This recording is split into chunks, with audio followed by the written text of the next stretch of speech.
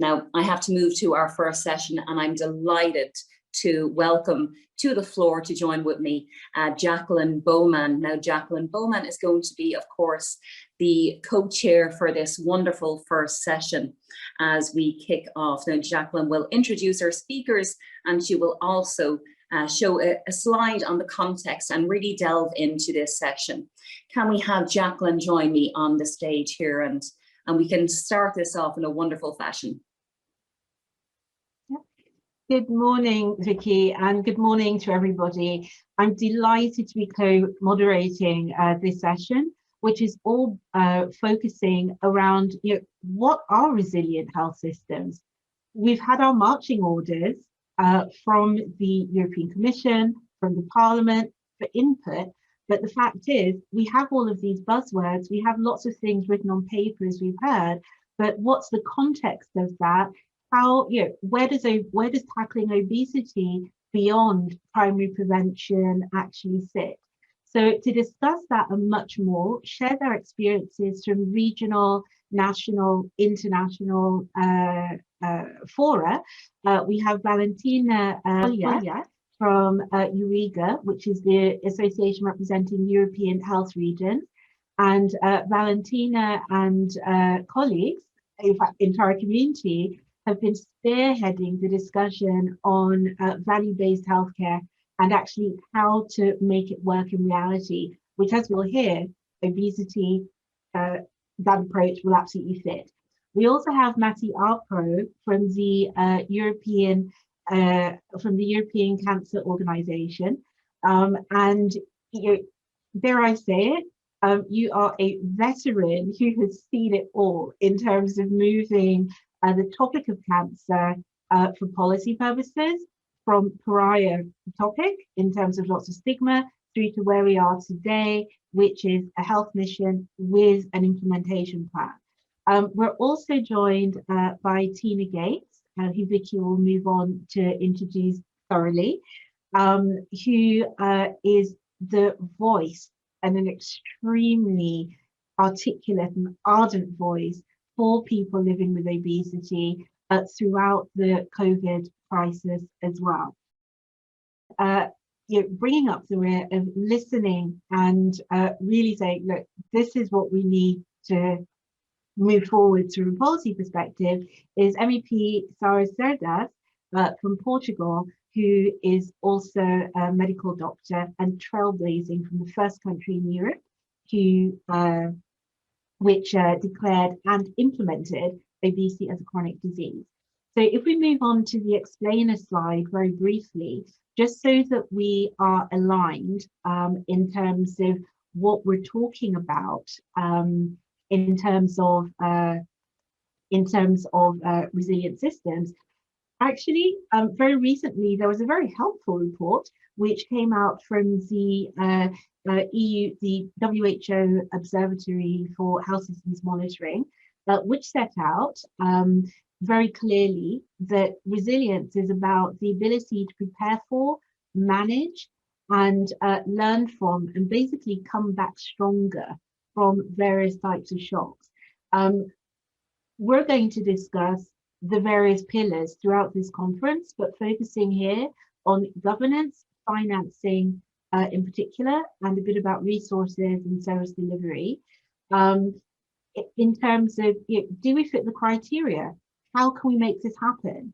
And then the second element related to resilience, and particularly obesity, is the seminal report which came out last June on the strategic, from the European Commission on strategic foresight. So basically, what is the political commitment to establishing resilient health systems? So I'd firstly like to hand over to Valentina to set out your wares. What will it take? What are the lessons that you've been learning at regional level? Valentina?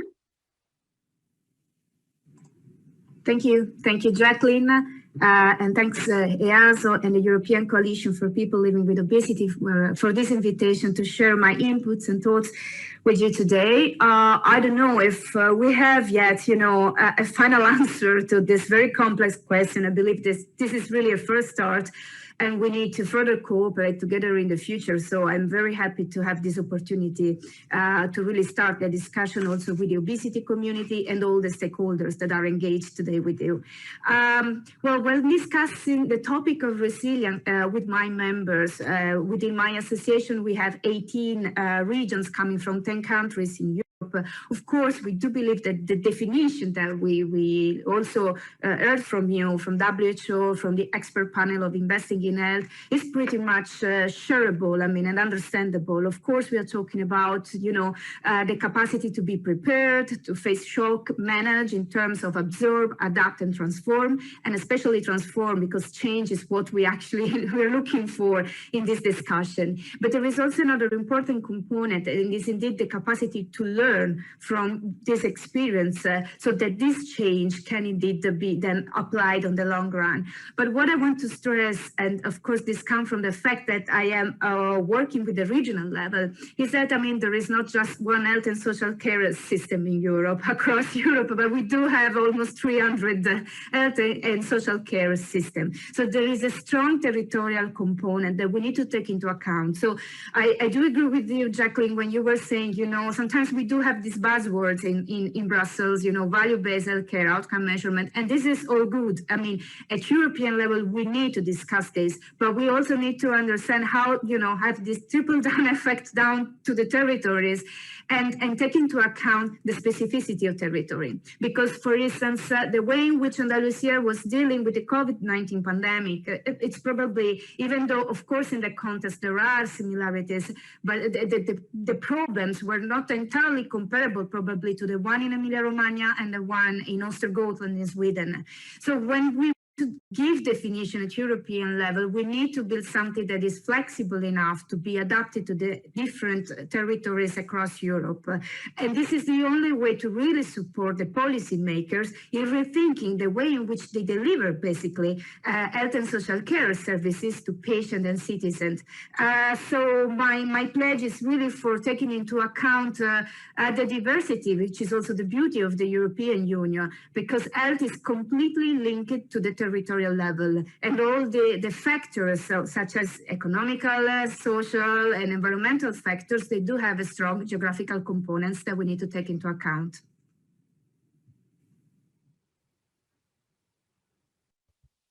Wonderful. That was a whistle-stop tour, Valentina. What can I say? I think we're going to come back to that during the course of the conversation. Please make sure that you're all posing questions, because they'll be put to the panel as well. So moving swiftly on, I'm going to ask Matti Aapro to take the floor, because of course you've been through the journey of basically consolidating and building the cancer mission and agenda up to the point where we are today. But what are your lessons learned in order to take that into reality? Matti? Thank you very much, Jacqueline, for this question, and thank you to EASO and ECPO for organizing this meeting, which is so important. You said, yes, cancer mission, we do have the Beating Cancer Plan. We have contributed, either myself personally or the European Cancer Organization, to all of this. And I think that one of the key messages that we would like to support you to deliver is that we heard earlier that to prevent the preventable, yes, but on the other hand, we have also to realize that obesity is not only a preventable issue, this is a real disease. This is a real disease that is linked to cancer. Not only to cancer, as everyone knows, but that's the area in which I work. And we know that up to 20% of adult cancers are potentially linked to obesity in a way that we could deal with and sometimes avoid. And we also know that obesity complicates some of the treatments that we can offer, very important obesity is certainly a complicating factor, for example, for the surgeons. So I think that it's extremely important that we engage together, all of us, in acting against a disease, against an issue that does increase the risk of many diseases, among them, as I said, cancer, and where the European Cancer Organization is trying to organize various what we call focus topic networks in which you do participate and where other organizations also work on. And I think that if we can work all together, and if we can work all together, this means that we have to work with very many friends. And one of them is Sara Cerdas from Portugal, who certainly is going to give us a very important message from the perspective of the European Parliament that has been so helpful in the area of cancer, and certainly is going to be very helpful in the area that's specifically the one that we are discussing today. Excellent. I'll hand over to you. We're going to come back to this in one moment. First, I hand over to Vicki. Thank you very much, Jacqueline. And thank you so much, Matti. I think what you said there shows co-creation. And I absolutely love that word. We're working together, we're speaking, and we're all here with a shared responsibility. Now, speaking of shared responsibilities and speaking of the disease of obesity, I'd like to invite Miss Teena Gates, who is a director of ECPO. She's on the board of ICPO in Ireland and is a true patient with a strong and articulate voice. Teena, let me hand over to yourself. Well, thank you very much, and hello everybody. I'd like to share my own personal story about living with obesity. 10 years ago, I weighed over 300 pounds. I think it's around 135 kg. And my doctor said that I needed to lose weight for a gallbladder surgery. I joined Weight Watchers and went on to lose around half of my own body weight in 1 year. I had my gallbladder removed and gained an active new lifestyle, climbing mountains, kayaking, cycling, taking part in triathlons and long distance swimming. Everyone congratulated me on a job well done, but already there were problems. I was a size 10 and was still trying to diet away my loose skin. I didn't realize skin removal surgery was an option and no one was monitoring my weight loss. I went on various new low carb and high protein diets, which promised to be better suited to my new active lifestyle. But still, I struggled to maintain my weight and I still had that loose skin. Over the next 6 years, I gained around 30 pounds and settled into a size 12, which seemed to be a good compromise, although I still wasn't happy with the way that I looked or felt. I didn't realize it, but I was still suffering with obesity. It wasn't job done. More recently, as a carer for my elderly father, my responsibility for him increased and my life began to revolve around his. I had less time to train for triathlons and climbing mountains. I also gave up my high-profile job to stay at home and look after him. I felt bored, sad, depressed, lonely, anxious, worried, and I started overeating. While looking after Dad, I had plenty of contact with his doctor, his social worker, his occupational therapist, but I was struggling and nobody noticed, including me. At 95, Dad has been in a high-risk category during the COVID-19 pandemic, which has seen both he and I locked down for almost a year. During those 11 months, I have totally turned back to food and gained 100 pounds, 45 kg. I've developed arthritis and I will need at least 1 hip surgery. My mobility is challenged and it's increasingly difficult to manage the manual care that Dad requires. In desperation, in recent weeks, I sought out counselling online and it's already helped me to start feeling better. I know that if I can regain my health, I can continue to look after both myself and Dad. Otherwise, we'll both need medical support in the future. I have some observations on my own case. I'm 55 and I've been struggling with obesity my entire life, but I've never received medical treatment for my condition. I have engaged with traditional weight loss solutions, and I think I've shown an impressive level of dedication to hard work and discipline. At a crucial time, I lacked information about the likelihood of regaining weight or available skin removal surgeries. And eating less and moving more has not worked as a long-term solution for me. So my conclusion is, somewhere along this journey of mine, a medical intervention and perhaps counselling could have prevented my relapse and left me in better health to continue caring for Dad. Thank you, Teena.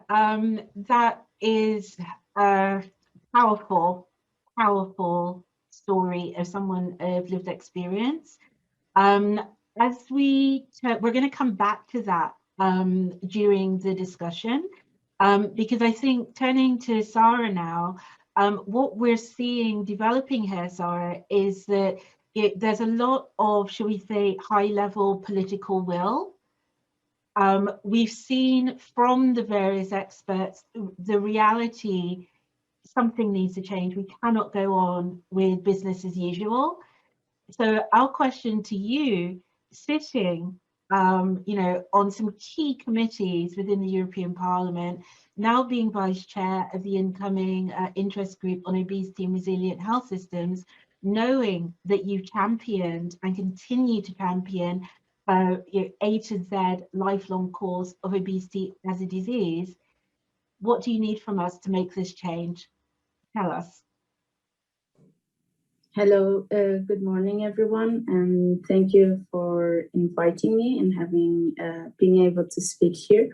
It's quite powerful to come and speak after such a powerful testimony from Teena Gates, and I just want to cheer you and that we're all working for what happened to you not happen to other people, so we can get you the best support available. So I would like to thank the European Association of the Study of Obesity for this opportunity to provide openly discussion opportunities and sharing science and sharing evidence base. This is what we need from you. We politicians, we need the science-based, so we can legislate with the best available evidence that's out there. So we already know that pre-obesity and obesity is a chronic and relapsing disease that affects more than half of the adult population in the EU. It affects almost 59%. So it's a high prevalence disease. And we know there's an interlink between obesity and many other disorders, such as cancer. So I came from Portugal. Portugal has been the first EU member state to declare and adopt measures in place to ensure effective treatment and long-term management of obesity as a chronic disease. And as an MEP, our role is to scrutinize the cancer plan. So many of you have already stated that I'm sitting in different committees. I'm sitting in the Beating Cancer plan, Beating Cancer, and the Committee on Public Health. So dealing a bit with the European Health Cancer Plan, which is the huge plan that was presented by the Commission on the 3rd of February. Does this adequately address the major gateway disease that is obesity? The short answer is no. We need more implementation initiatives and performance measures to be aligned with scientific consensus, and we must go far beyond the societal prejudice and address the disease and not only the symptoms. So what we propose is that obesity must be treated as a chronic disease in order to lower the burden on morbidity and on mortality. And as parliamentarians, and it's quite a pleasure to be here with my colleague Pernille Weiss, we will seek to ensure that this is addressed beyond primary prevention when thinking about obesity and resilient health systems. So we need to tackle obesity in different ways. We need to address and increase the treatment of patients with obesity. And as we heard, the follow-up of these patients is of the utmost importance. Only then we will be able to reduce the burden for many diseases and also the burden to EU health systems. So collectively, we must ensure that we can reverse the crescent number of pre-obesity and obesity in the population, and that this is done with the best scientific evidence possible. So thank you very much, and I look forward for the Q&A session. Thank you so much, Sara, and thank you to all of our speakers and panelists for some absolutely fantastic insights. Now, I'm looking at social media here. I'm looking at some of the questions that are coming in, and just for yourself, Jacqueline, to co-chair this session, there is a lot of talk underneath the hashtag obesity policy on co-creation, on what we need to do to support people like Teena. Teena clearly needs a resilient health system behind her in Ireland. And as well as that, we're getting a lot of people saying that, you know, yes, prevent the preventable, but we also need to get much better at treating obesity, as Matti had said. Now, Jacqueline, we've got about 8 minutes. Do you want to open the floor for this panel discussion? Yes, I do. Okay, so I'm going to pick up firstly on Valentina and then come back to Sara as well. And then I'm going to go to Teena and then Matti. Okay, so Valentina, prevent the preventable. What we've heard is that in effect through Teena's testimony, that actually obesity doesn't come and go with weight. It's always still going on. So you can shrink those fat cells, you can't get rid of them. This is clear. So my question is, you know, what would be your community's experience and recommendations as to how we can actually, you know, as you know, we're all in the process, or countries are in the process of producing their national plans for resilience, and I'm sure the regions are heavily involved in that. How can we actually make sure that the discussion actually turns into reality? What's your recommendation? Thanks, Jacqueline, and it was very indeed powerful message that we had also from Teena. So I must say that so far there is a lot of commitment yet in what is a bit an old approach. I'll be honest with you. At least among my members, I had the impression that in most of the cases around health, lifestyle choices, and of course physical activities, and so on. And you know that in a way we've been talking about that. We need to talk also to this policymaker, the regional policymakers, with a different narrative. So the scientific community do accept and share the fact that this is a chronic disease, chronic relapsing disease, but yet, you know, at a territorial level, the actions are a bit, you know, splitted in the first level of action, which is community-based prevention and early intervention with self-care, and then you move into primary care if it doesn't work, and then you move in a more specialized setting, and you start with a pharmacological intervention, and then at the end, if it doesn't work, it's a surgical services. But all this is not linked in a way, and all this doesn't take into account the fact that indeed there might be a relapsing situation, you know. So it's absolutely important, first of all, that we reverse a bit the narrative, and I think this is actually what you are doing here, because yet again, the policymakers need to understand that they need to rethink the pathway of care, and the pathway of care should be really centered on patients such Teena. It's to them that we need to listen, and the value that matters to them. And the solution, we've been talking about this several times, is indeed also starting from an outcome-based approach. Why? Because if we start from outcome, we can think the efficient way in which we are investing money to provide services to these people, services and care to these people, from health and social perspective. So this is really a pledge, again, also to the community to work together to change this narrative, because it's absolutely needed. This is an emergency. Mm-hmm. Mm-hmm. Absolutely. And I'm going to come to the money as well. So I'm going to go to Sara. Sara, in in the both the EU for Health program, Horizon 20, I mean, all of the multi-annual financial framework, to put it bluntly, about half of the originally promised 9.1 billion disappeared. We got respectability in EU for Health at 5.1 million. The rest at the time, end of last year, was basically sent to the territories. My question is there a way for you as parliamentarians to start making that bridge so that in effect, by the time all of these national resilience plans come through, there is a connection that goes beyond primary prevention and interconnects with other chronic diseases? How can we still ring fence the money? Yeah, that's a quite interesting question. And the answer is something that I have been trying to work since I arrived here at the Parliament. I'm a medical doctor by training, so my first adventure with politics, I just landed right in the middle of this Parliament. So I bring with myself a lot of knowledge from civil society, and I believe the answer here is the health in all policies approach.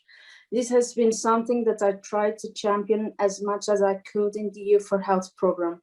Unfortunately, there's still a knowledge among my peers and colleagues on what a true health in all policies approach means. So it was quite hard to make this concept advance, because then this shows how we can go beyond primary prevention. If we have a health in all policies approach, if we understand that if we're legislating to having greener and urban cities that have better mobility, this can lead to people having healthier choices on commuting. They can go biking, they can go walking, they are more safe in this part.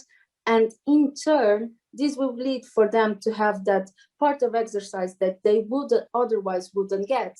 This is a health in all policies approach, just giving you an example on how greener and urban cities planning is indirectly affecting health and decreasing the disease burden. So the health in all policies approach is something that I have been pushing a lot and working with many of my colleagues here at the Parliament for it to make a reality. But it's still, for those of us that don't come from the health field, it's still a very what you want just to speak about health everywhere. It's nothing like that. So sometimes it's a bit hard to explain the concept to those colleagues that don't have a health background. But this is something that together with the different colleagues that have a health background, we're championing this among the different colleagues and political groups to make it a reality. And as you stated, for instance, Horizon Europe, we can do so many things with that program that can have direct links to tackling obesity and pre-obesity as a disease and as a risk factor. So I hope Tremendous words, Sara. Thank you so much. Jacqueline, I just want to jump in because we've got about 2 minutes to finalize this session at a maximum. So let's get some lightning words in there right now. Okay. We can speak all day, I have to say. This is such an exciting session and encouraging. What I take from this, and for those of you who've asked some great questions, because they've been flowing in, we'll try and pick up on some of those in the later sessions as well as they come through. But what I see from the discussions and from Vicki's reporting of social media, it's clear the evidence is there. Obesity is a chronic relapsing disease that if treated beyond preventable measures, primary prevention measures, can actually have a massive impact on other already highlighted, particularly certain adult cancers. How do we get there? Well, we need and have the support from the Welcoming Open as well as this session. We have institutional support to start moving towards that. But the reality is we can't just move with empty words. We actually need to concretely change the narrative and align on what we mean by that narrative in terms of definition and scope, to be able to make at territorial level interconnected with other pre-existing comorbidities that we'll come to later, and particularly for policymakers to really understand what is it that we're making policies on, to look through for to be able to look at the end game, as it were, to look at what is the outcome that we need in terms of policy making, which may or may not stay within health. Very true. Jacqueline, I'm going to have to jump in here because I do have a question. I want to give the last word to Teena. We are about a minute over. But before that, I do want to ask Matti. Matti, what can we take from Europe's Beating Cancer plan, as Richard has asked? What can we take from that to identify and improve treatment of obesity? And if you could give us about 30 seconds, not to rush you. No, you're not rushing me. Of course you are. But I think that the most important message here is the one that I already gave. And I think everyone endorses that we have to work together. If we have been able to modify, influence the Beating Cancer plan, to really take into account the realities of cancer for the patients and also the prevention of cancer, is because we have been working together. And I think we can work here together, and we have to count on the fantastic support of the members of the parliament. They have supported us, they will support you as long as you give them the evidence, the data that allows them to convince their colleagues that this is a very, very important issue. Thank you so much, Matti. And I think that's a beautiful point to end on. And co-creation is popping up all over social media at the moment. Teena, what can you take from that as a patient and also a director of the European Coalition for People Living with Obesity? I think for me, the most important thing on my journey would have been if my doctor had intervened and had a conversation with me, because I don't think I had the knowledge base to even know what I needed. So I needed somebody to intervene with me. And if that was my doctor or a public information campaign, I think that's what I needed. Without a doubt. And I think, to be honest, when we look at the fantastic panelists that we've had here, listen to the words. We're grateful for all of your support in the Parliament, in the Commission, our colleagues over and working so heavily in the cancer area. And I want to thank you all, because this supports people like myself and Teena who live with obesity.